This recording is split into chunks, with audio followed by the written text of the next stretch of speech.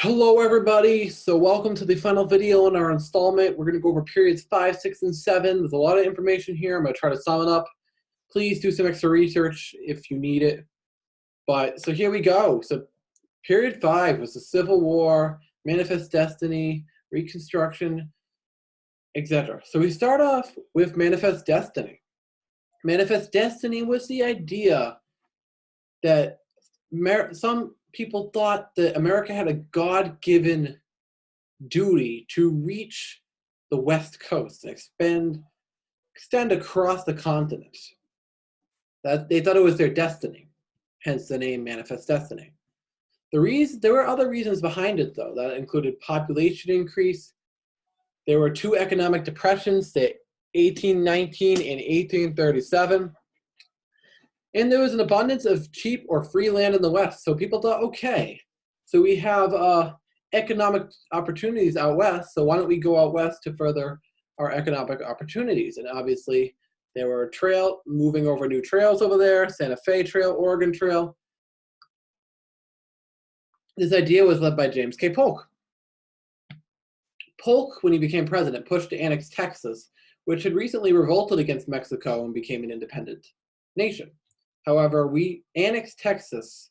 This angered Mexico, creating border disputes by the border at the Rio Grande. So we sent John Slidell to try to negotiate the border with the Texas-Mexico border and to attempt to get California and New Mexico territories from Mexico. These attempts failed. Therefore, we went to war with Mexico. We beat them pretty easily. The Mexicans did not really, it wasn't a huge fight, that's for sure, but we beat them under our general command. We took the city of Veracruz. We crossed the Rio Grande in northern Mexico and took Veracruz, and we pretty quickly resolved the war. It was only about a year. So, and we did this, astonishingly enough, we did this with a relatively little amount of men. But when the war ended, the more important part is the Treaty of Guadalupe Hidalgo allowed us to acquire New Mexico territory and the California territory, while at the same time keeping bringing the Mexico-Texas border to the Rio Grande. In turn, we did pay Mexico $15 million and assume responsibility for any claims of American citizens against Mexico. However, this led to a new question, which was the question of whether slavery should expand into the new territories. The North wanted these new territories to become free from slavery, while the South wanted them to have slavery. So what happened was Congressman David Wilmot introduced the Wilmot Proviso, a proposal to ban slavery in any new territory acquired from Mexico. The measure passed the House of Representatives but failed in Congress. Anti-slavery advocates wanted to end the slave trade in District of Columbia. Okay, so then there was the California Gold Rush, which basically was an influx of people into the state of California in search for newfound gold. And this led to a huge population boom in the state of California, which in turn eventually led to California becoming a state very quickly. So this created the question of whether California should be a free or slave state. Henry Clay, who became known as the Great Compromiser, offered a series of resolutions which aimed to limit slavery's expansion. He called for California to enter in the Union as a free state, but offered a more robust federal fugitive slave law in hopes of a sectional compromise. John C. Calhoun was not happy with this, and once again talked about secession. And we had some major consequences of Manifest Destiny. While on one hand we had increased tensions between abolitionists and slaveholders, and on the other we had white settlers and Native Americans fighting, while the North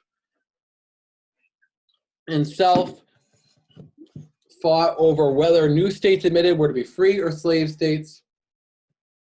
And Plains Indians and settlers in Texas, disputes between them became vicious.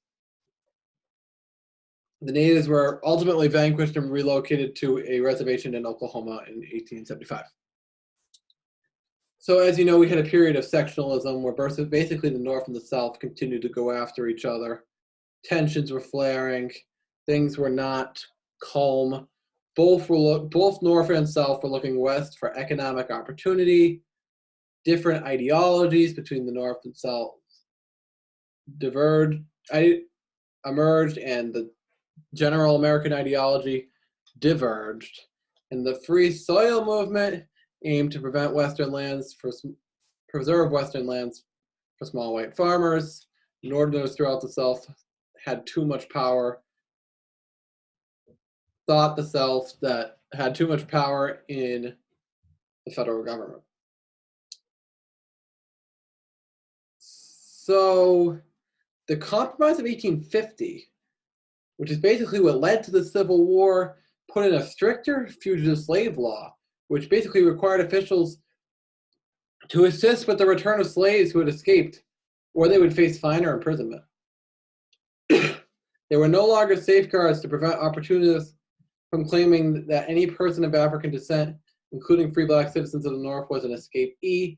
However, California was brought in as a free state, and popular sovereignty was going to be allowed in New Mexico and Utah, and basically means they were going to be able to vote to decide whether they'd have slavery. There was a ban on slave trading in DC, and however, slavery there did continue to be legal. This was the most significant factor in contributing to the outbreak of the war, because it undid the Missouri Compromise by allowing slavery to be abolished below the parallel. So the Missouri Compromise was gone, and the truce of sorts between the South and the North was dead. Bleeding Kansas was one of the first violence outbreaks, where violence broke out in Kansas between pro-slavery and anti-slavery settlers. And then we had the Dred Scott case, where a slave moved to a free territory and sued after his master died, saying that he shouldn't be a slave anymore if he is in a territory that outlawed slavery. And the decision was that African Americans are not citizens and therefore property. Scott remained a slave under Missouri law. Congress cannot ban slavery in any territory because property can not be taken away from someone without just compensation. And the Missouri Compromise was ruled unconstitutional. So the Missouri Compromise is dead. Now this is the big one right here, the causes of the Civil War. I don't mean to offend anyone, but I'm going to tell you this right now. The cause of the Civil War was slavery. I've heard it all. I've heard other excuses, Northern aggression. No. The cause of the Civil War was slavery. The South wanted to defend their horrendous institution of slavery, while the North finally realized that slavery was such a terrible thing, and they were going to move to abolish it, and the South left to defend slavery.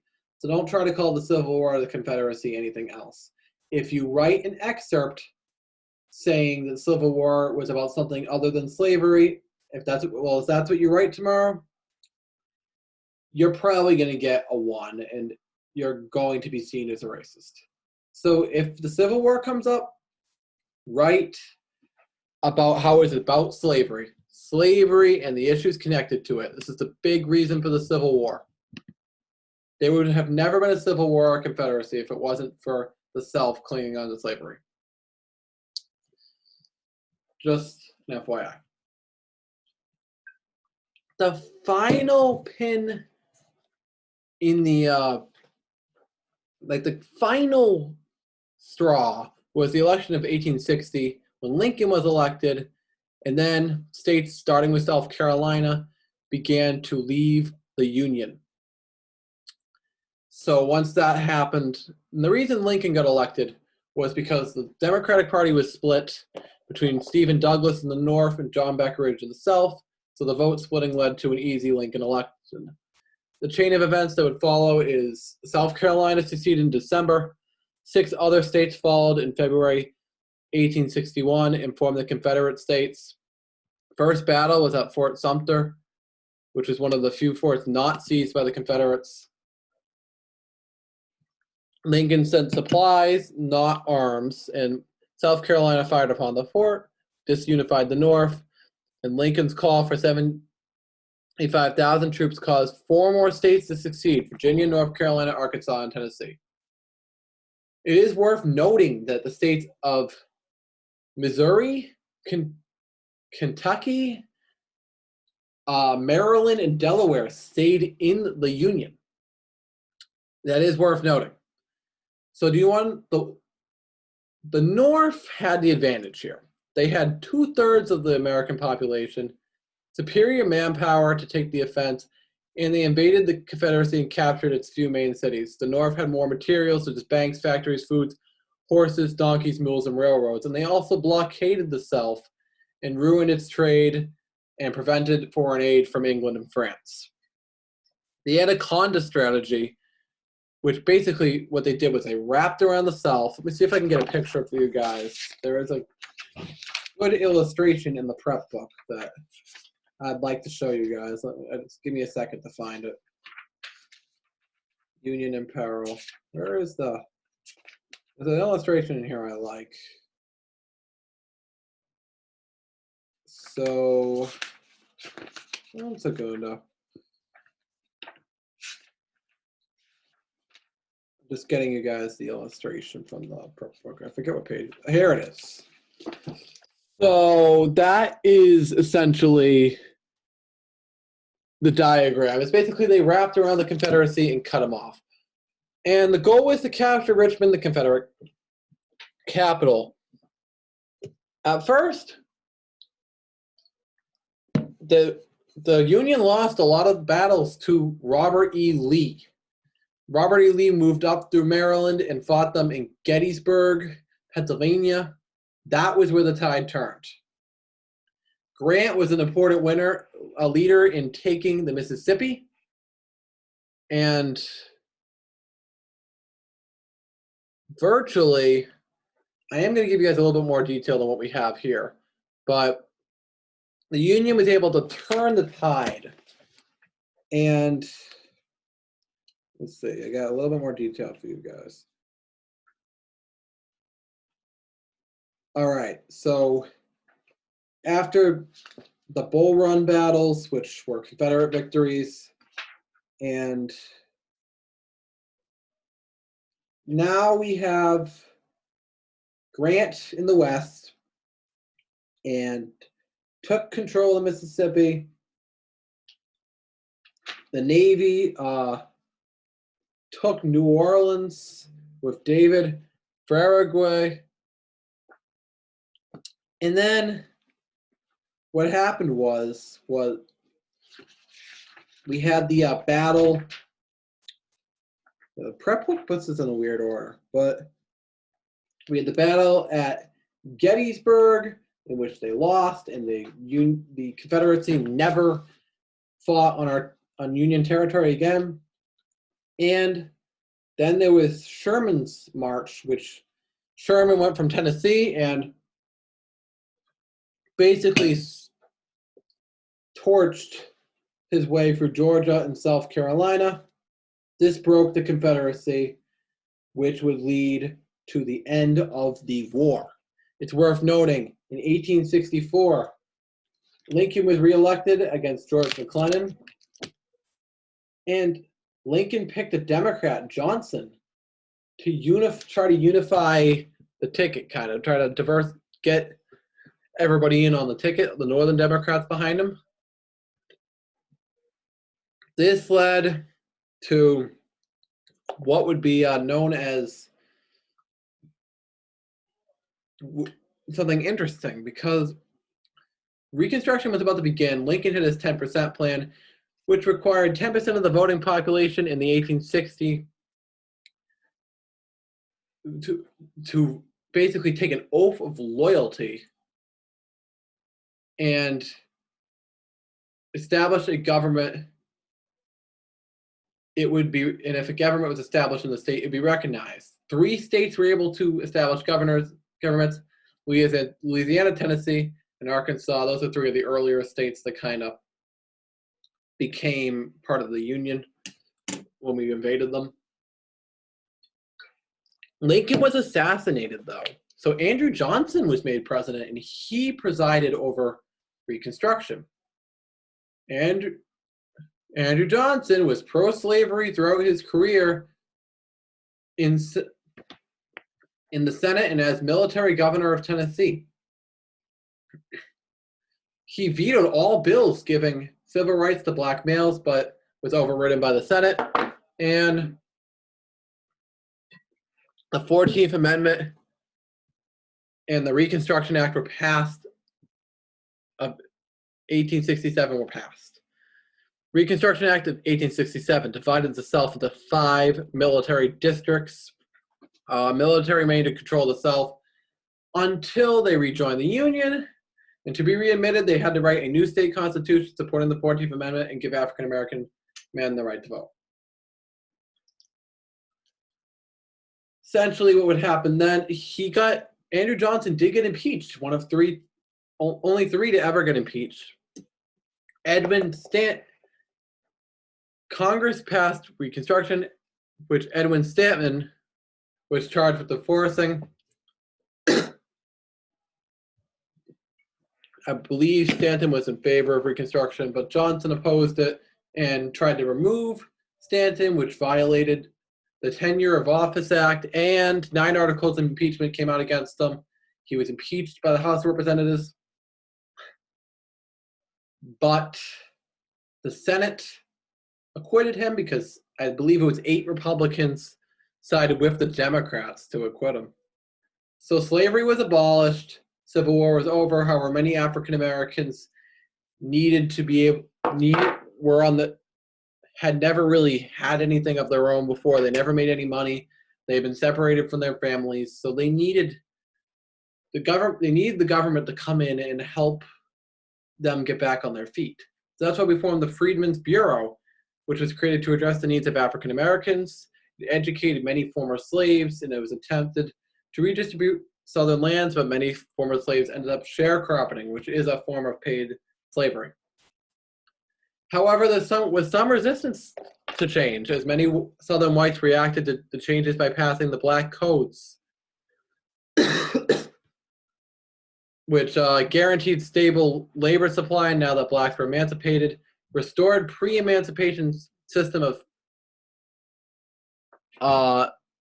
race relations, and forced many blacks to become a sharecropper. The code severely restricted the rights of African Americans, and the KKK terrorized African Americans and any white who supported racial equality. Radical Republicans were replaced by redeemers in the South. These were Democrats who came back and retook control in democratic policies, and white supremacy went back in its place in the South. Reconstruction came to an end with the Compromise of 1877. The 1876 election was very interesting in the sense that the interesting thing about this, it was Rutherford B. Hayes versus Samuel Tilden, which is interesting because what happened here was for one of the few times in history, it was neither party received a majority, and there were several misconduct allegations into the election. So they created basically a council of sorts to review it. And what ended up happening was they made a compromise. Rutherford B. Hayes became president, but the federal troops left the South, officially ending Reconstruction. The impact of the Civil War was America was now went from a rural blip on the world stage to now on its way to becoming a world power. For African Americans and women, African Americans got the right to vote, but women couldn't, only men. However, African Americans in the South had a very hard time voting with the new Jim Crow laws. And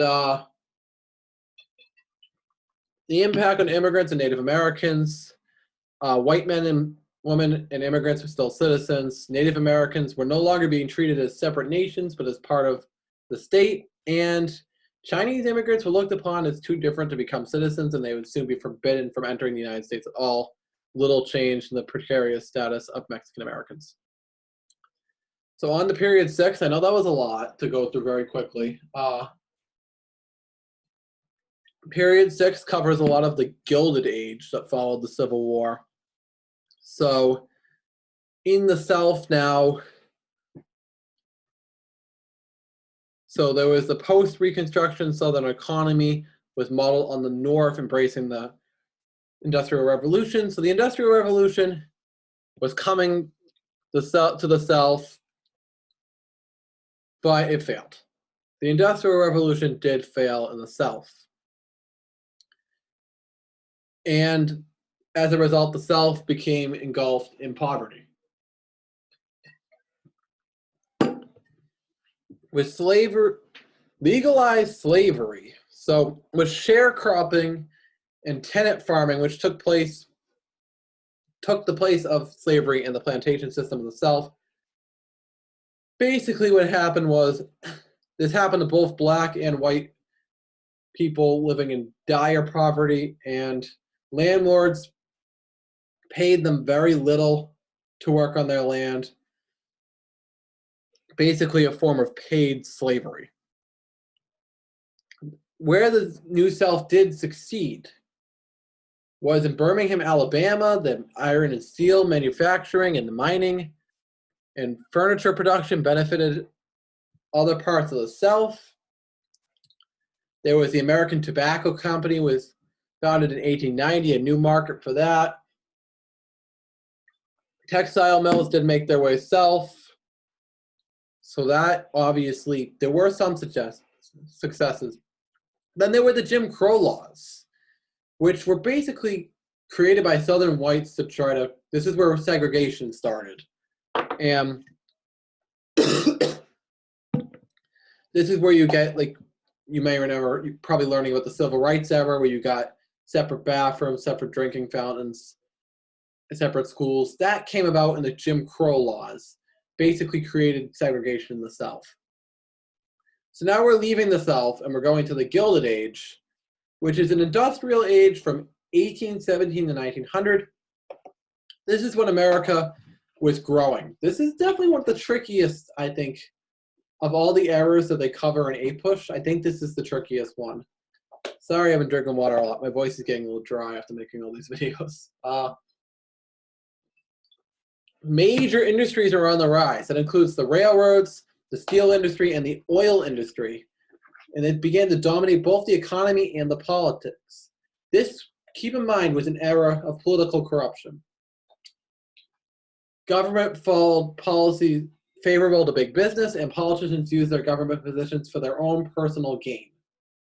So, in short, the political situation of the Gilded Age was, I guess you could say there are some parallels to today. Elections were very similar to the ones we see today.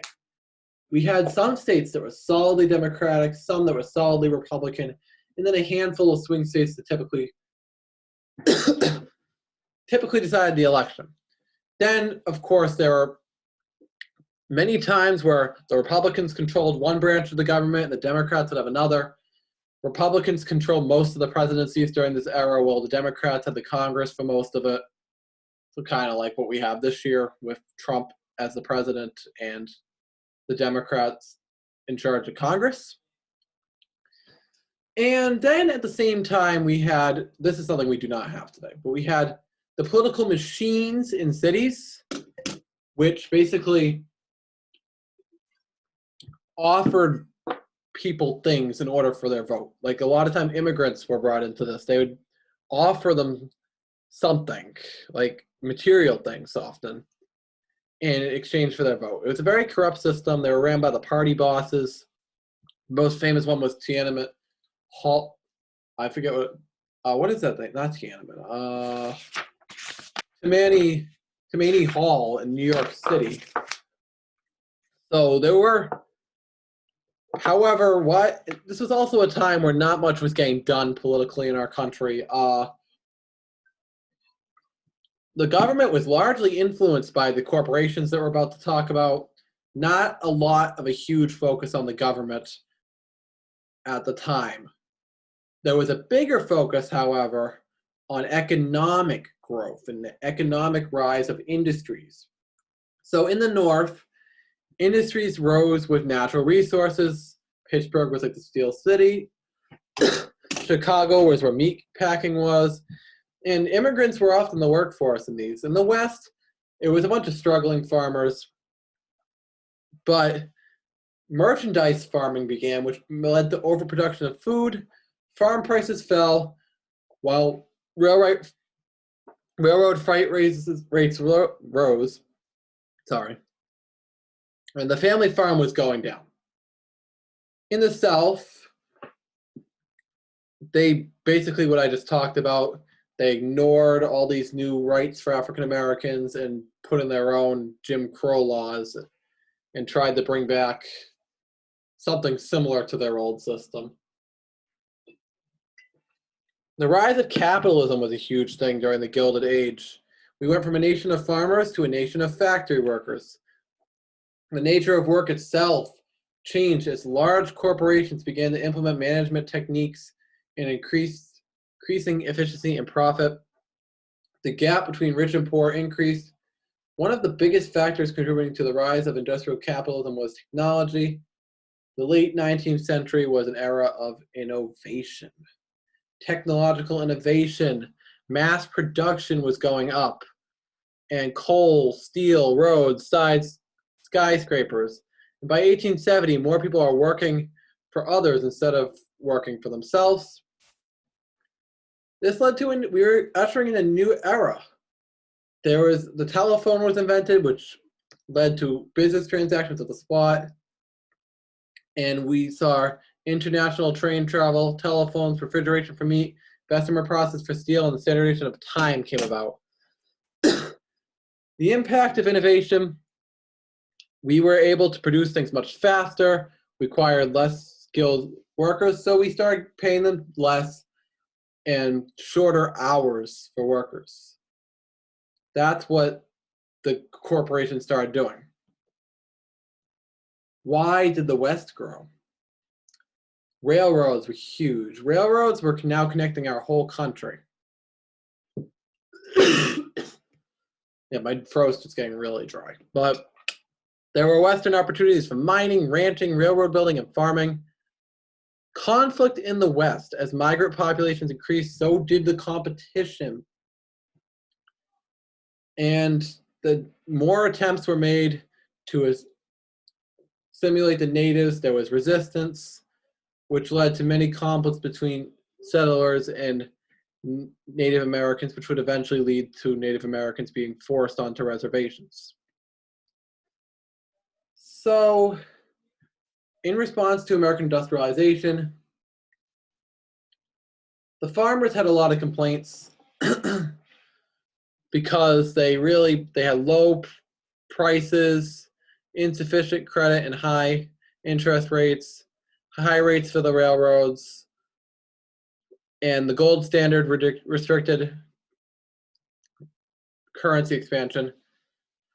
So they didn't So they favored, obviously,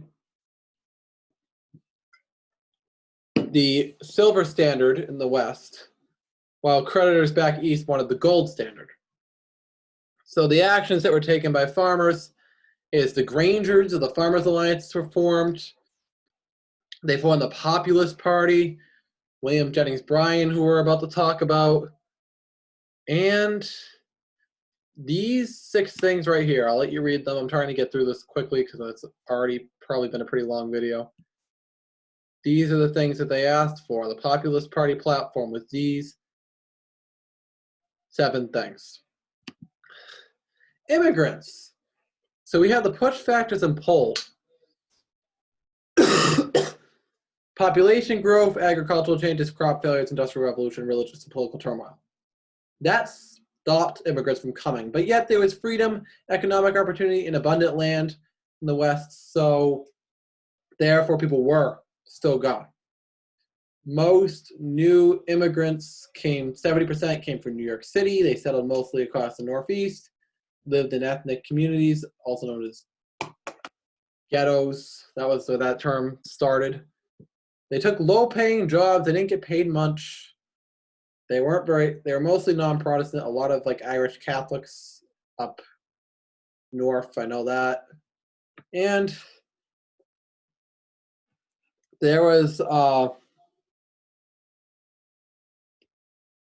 1894, some people were against immigrants, and the Immigrant Restriction League was formed.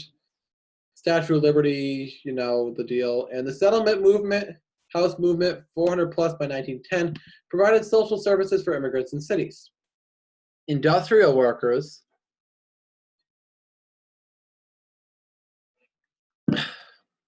mass production led to lower prices while workers' wages increased.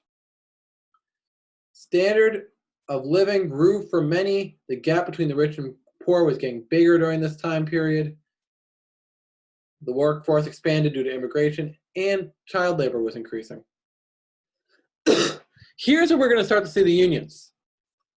We got the Knights of Labor, which was the first one. And then we had the American Federation of Labor.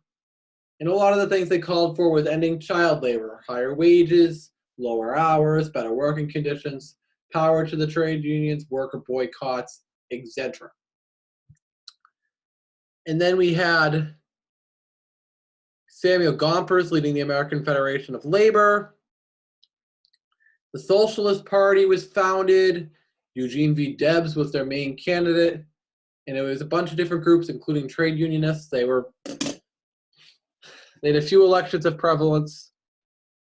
There was Homestead Strike of 1882, which is an example of strike. Government usually sided with the business owner.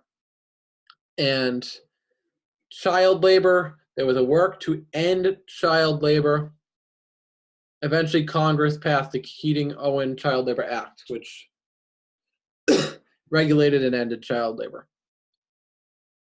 So that we took care of that. Some writers, as Herbert Spencer, was a social Darwinist. He thought concentration of wealth. He thought survival of the fittest. Andrew Carnegie thought that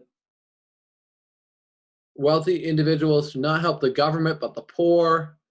Henry George, land is the measure of wealth. And Washington Gladden, I don't remember this guy, was also a proprietor of the social gospel movement, which is similar to what Andrew Carnegie was saying. So that's what we're looking at here. So we have several people writing to change the economics. You're starting to see socialism and nationalism rise out of this. And this will set up for what's to come, for sure. And obviously worker conditions and unions are not, stuff needs to be done about that. That's going to lead us into the progressive era, which is during period 7. We are now moving into our final period. We are almost there. Congratulations. So we're going to, imperialism is the first part of this, and then we're going to move into the progressive movement, World War I, the 20s, the Great Depression, and World War II. I know it sounds like a lot, but we're going to work through it. So we just talked about all this. Now, Spanish-American War was going on. Jingoism, aggressive nationalism, the Cubans revolt, and Cuban independence is recognized in the Treaty of Paris. Puerto Rico and Guam are annexed by the U.S. U.S. paid Spain.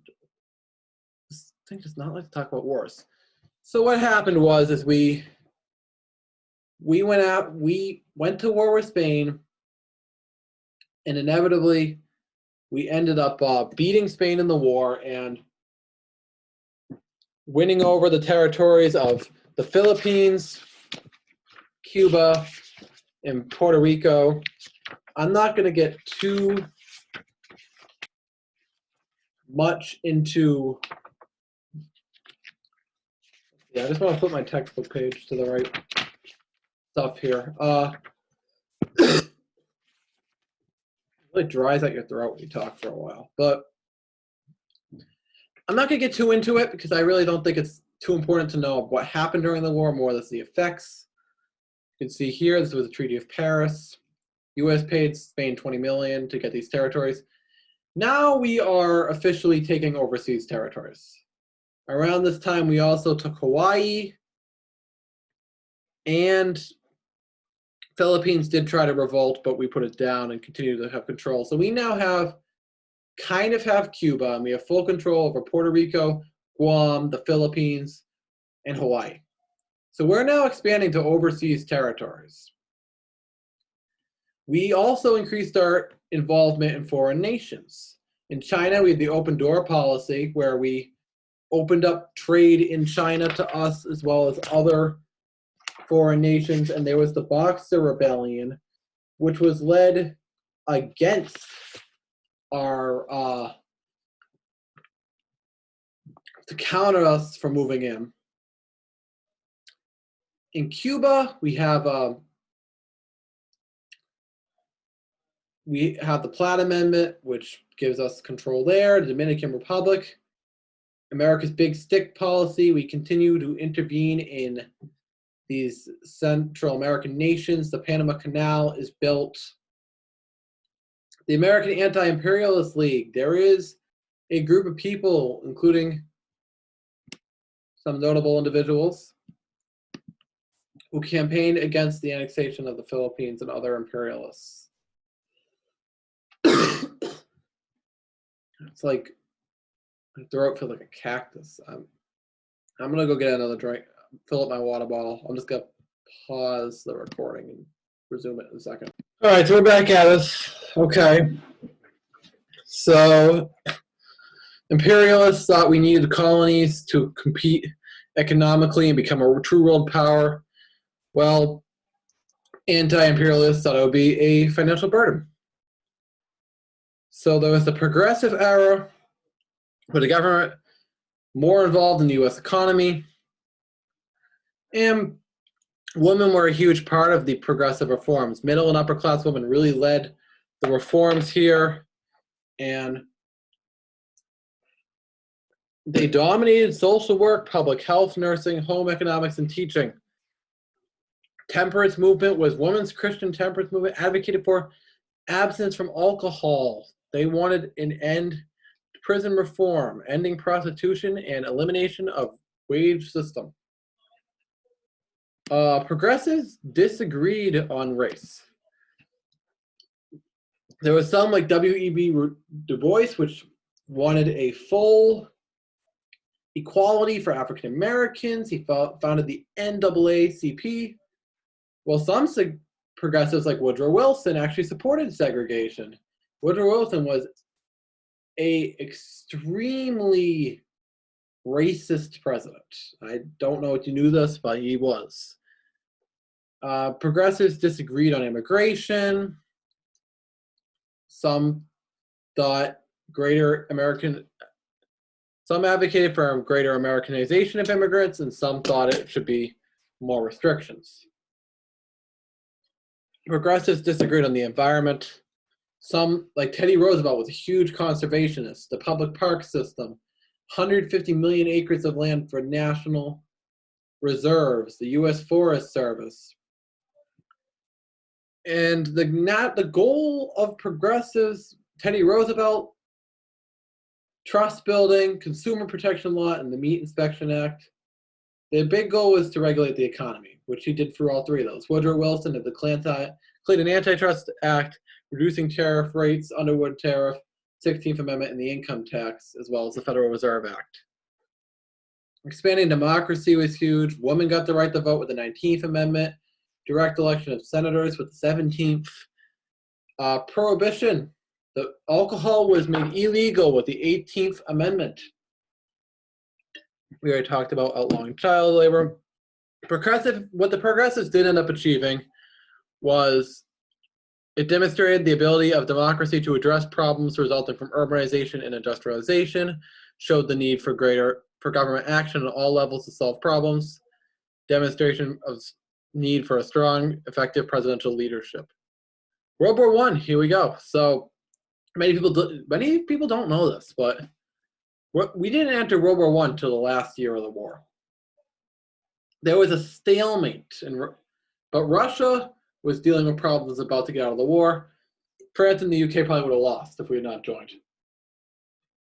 However, the Germans sunk the Lusitania, and the Lusitania was all right, where am I? So, for those of you who aren't familiar, Lusitania, I'm just going to flip through my textbook here.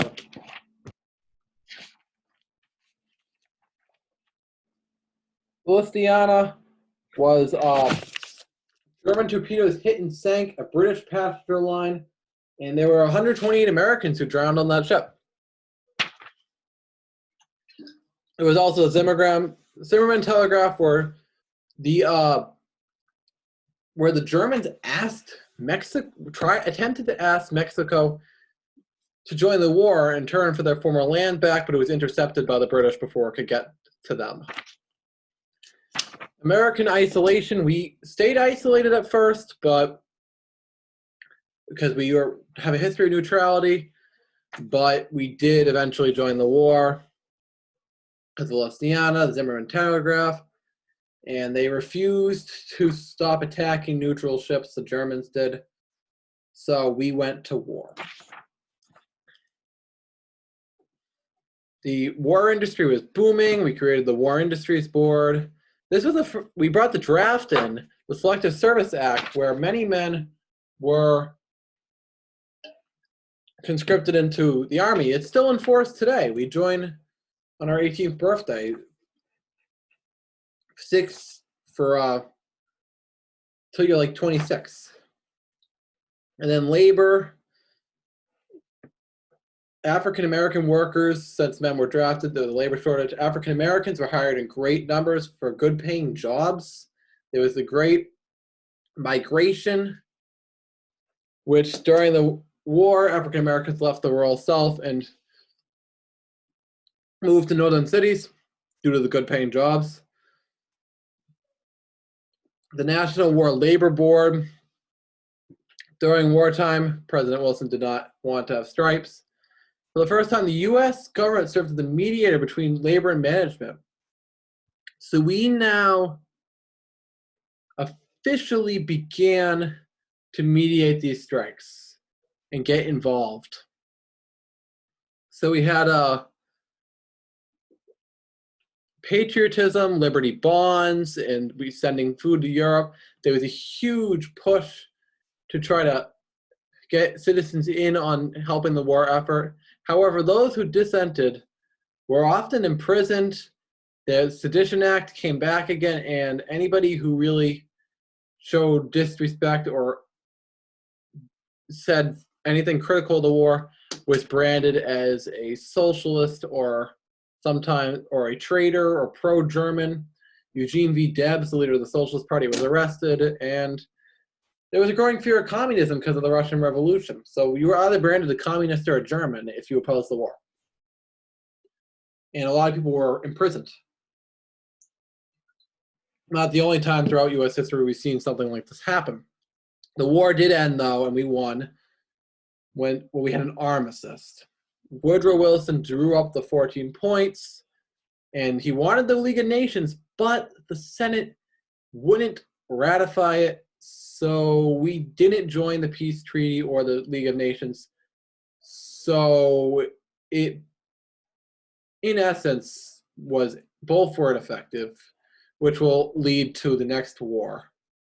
After the war, though, we moved into a period of the 1920s. We had 3 bad presidents to start off. Harding died in the midst of a scandal. Coolidge was just a nobody, and Hoover got all the blame for the Great Depression. 3 bad one-term presidents. Economy was booming in the middle between World War I and the Great Depression. We were back to isolationism.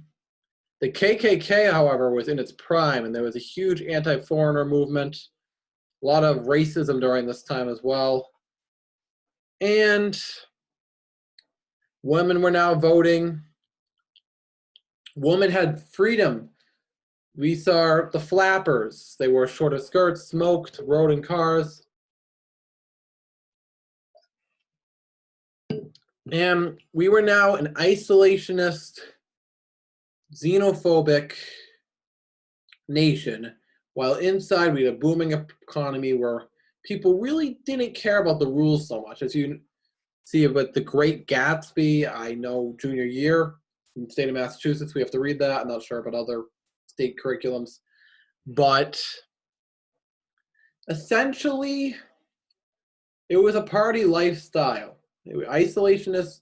It was definitely an interesting decade, and I would say probably one of definitely looked down upon as kind of a decade where we didn't get a heck of a lot done.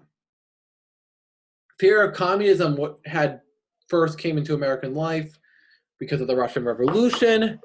This really put a dark view on the labor movements and the labor strikes. The public turned against the strikes. So striking was no longer popular anymore because of the communists.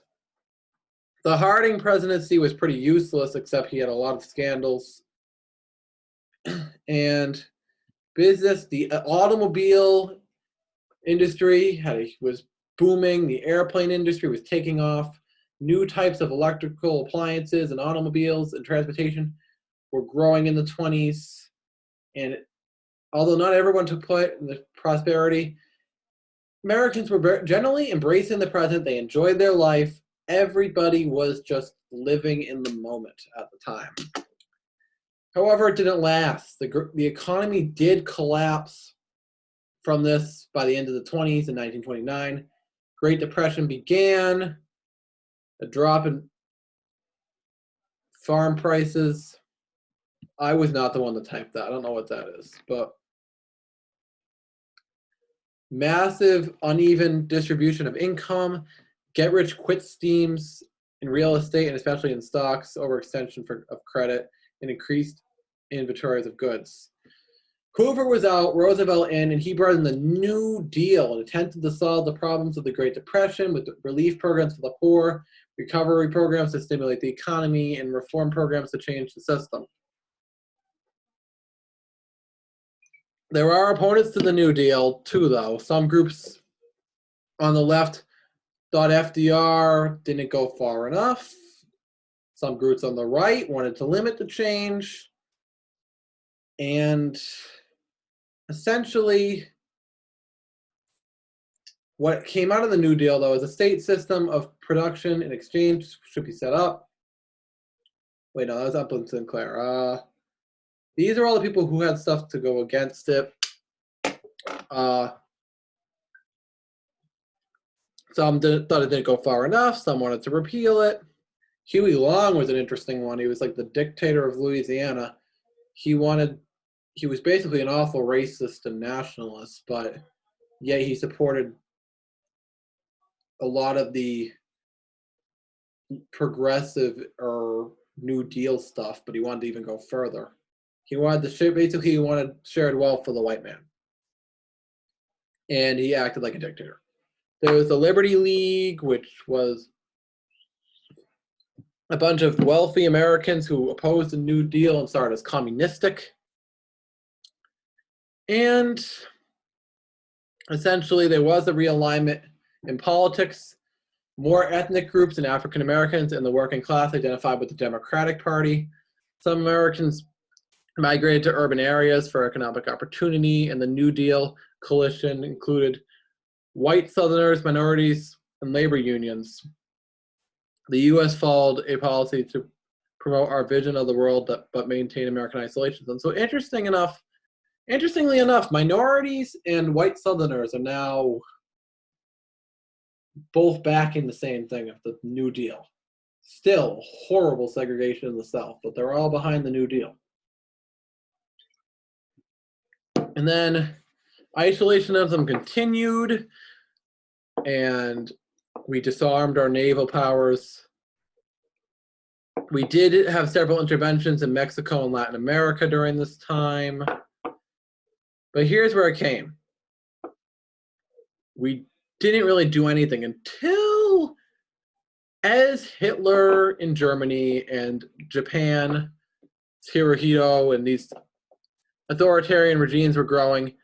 In the few years before we joined the war, we did start to mobilize for the war. And I hope it mentioned the 4 freedoms in here, did it? So it didn't mention the 4 freedoms. So I do want to mention the 4 freedoms because those are important. Roosevelt outlined these things called the 4 freedoms, which is 4 rights that he thought all the countries of the world should have. And he wanted to defend that right in countries. And that was, where is it? All right, I think it's a few pages back. 4 freedoms, okay. Freedom of speech, freedom of religion, freedom from want, and freedom from fear. And essentially, this began we were also worried about our national security concerns, as the authoritarian dictatorships essentially wanted to kill democracy. The so-called bastion of democracy was obviously going to be a target. We knew this. There was also some people who supported mobilizing because of economic reasons. However, we did stay neutral up until the war actually came, and we did pass the Lend-Lease Act, where we did give aid to England and the Soviets. We did convoy ships across the Atlantic, but submarines began attacking U.S. ships. The American economy and society, yeah, I don't like the way this goes over World War II that much. So I think I'm going to do World War II on my own. So it's very touchy. So how the war started was with Pearl Harbor on December 7, 1941. We all know the story of Pearl Harbor. And that led us to go to war. Japan surprise attacked us, declaration of war. The Germans declared war on us several days later. The mobilization of war ended the Great Depression.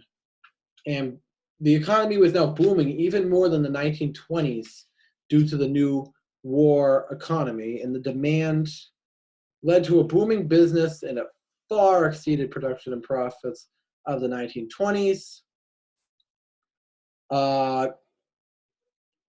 Another big thing is while working women were a huge thing, like while we were fighting the war, women were now basically taking the factory jobs, even larger scale than World War I, and they took all the jobs that men had left when they went to war. That was like Rosie the Riviere. I'm sure you've seen the poster. She's got the fist, you know what I'm talking about. And I forget exactly what it says, but basically the women began working in the factories. They also served as nurses once again. And we did Then we did fight in the war, but I think the most notable part, we fought Germany, defense at sea, attacks by air. We do this is I'm going to explain how it doesn't really explain it too much, but how we fought Germany was American troops landed in Africa and took the Germans and the Italians out of Africa, and we went up through Italy, taking Sicily, and eventually the Italians ended up overthrowing their government and switching sides while Hitler occupied the north. Mussolini was overthrown as a response to British and American troops landing down there. Then on D-Day, we landed in northern France, and American troops pushed to liberate France, pushing west into Germany, where we eventually met the Soviet Union halfway. In the east, we did this thing called island hopping. The turnaround point in the war for us is when we won the Battle of Midway. And we began island hopping from island to island back to Japan. You've probably heard of some of the more famous battles, like the Battle of Iwo Jima. And we ended up liberating the Philippines, which had been invaded much earlier in the war. Another thing this document didn't really talk about. And we went through Indonesia, and we made our way, and we never did land in Japan, though.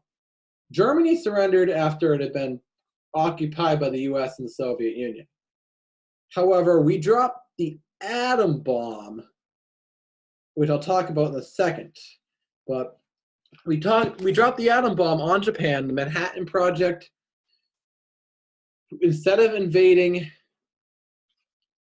Japan and risking losing more American soldier life, we dropped the atom bombs and Japan surrendered.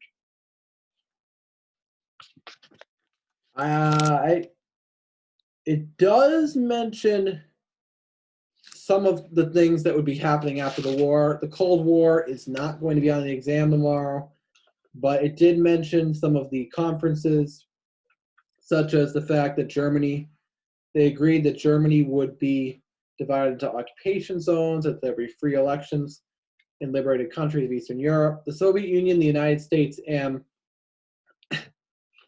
the United Kingdom met at Yalta, Potsdam, Tehran, and Casablanca. They were called the Big Three, to discuss what was going to happen after the war and to discuss their strategies throughout the war. And they also discussed that the Soviets would control half of some island north of Japan. And then the last thing, that there would be free elections in the liberated countries of Eastern Europe, even though Soviet troops did control this territory, which, if the Cold War were on the exam, you would learn that they did not keep to that. And a new world peace agreement known as the United Nations will be formed. In Potsdam, that is where they agreed to hold war crimes trials for the Nazi leaders, and it led to the execution of many Nazi leaders. And the legacy the war had on the world, it was the deadliest conflict in history. More Americans died in World War II than any other U.S. wars, excluding the Civil War. The United Nations was formed as a peacekeeping organization. It still stands today and still we've been relatively peaceful since. Besides the Cold War, we've never had a huge global conflict since then. And that's really where we end up. That's where it ends. We have made it to the end of the exam material. Thank you guys for watching the videos. If you haven't had a chance to watch the other videos and you still have more material to learn, please go back and watch that. I wish you guys best of luck tomorrow. I hope this helps you as you're cramming for your last minute studying. And I hope everybody has a great day. All right, let me just end the recording. Bye, everybody.